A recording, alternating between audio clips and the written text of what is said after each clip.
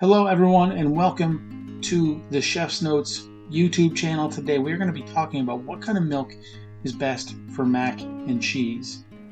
But before we do that, we need to answer one simple question, which is probably the most ridiculous question you'll ever ask yourself. But here we go. What is milk? So I know we all know what milk is, but do we really know what milk is? Milk, when we buy it in the grocery store, is homogenized. Now what that means is that the milk fat and the whey, or the milk water, let's call it, are combined in a way that they're not going to easily separate. If you've ever had fresh milk, you've seen the separation of cream and milk. People don't really like that, so they started homogenizing milk so that you just get a consistent product, a consistent texture, and a consistent taste no matter where you buy the milk. And this is done through mechanical agitation and chemicals that are emulsifiers, that they bind fat and water together. Same thing with if you make a vinaigrette, you would use mustard as an emulsifier to hold the vinegar and the oil together. One problem with homogenization is that it is only stable at certain temperatures. You can actually break the homogenization and curdle the milk if you're not careful.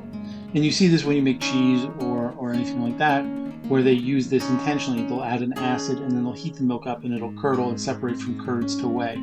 The higher percentage of fat, the more stable the homogenization. That's why whipping cream, when you're cooking with it, you can add it into a super hot pan and it's not going to split. It's not going to curdle because it's so stable because of the amount of fat in it. And all that really means is if you have a bunch of fat in comparison, a small amount of whey or water, the fat is going to be able to connect to the water molecules more soundly, and it's going to hold together better. So if you took two pans and you poured two very, very hot pans, you poured cream in one and you poured skim milk in the other, the skim milk is going to curdle instantly, where the cream will just boil and boil and boil until it reduces to nothing.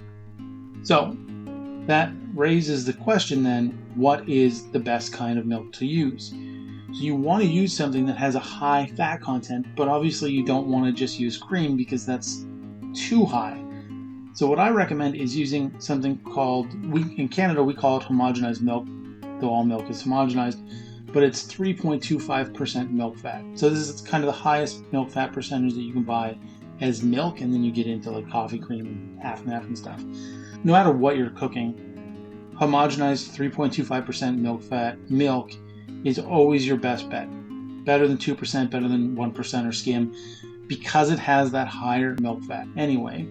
And the cheese will also help stabilize it. But you definitely want to use a higher percentage milk fat milk over a lower percentage, simply because you do not want to split your cheese sauce. And when I say split, you've probably seen it where either the milk will curdle, or when you bake the mac and cheese, you'll get the separation. You'll get this like big pool of oil on top. That means the milk separated. Now, should you change the way you make your mac and cheese?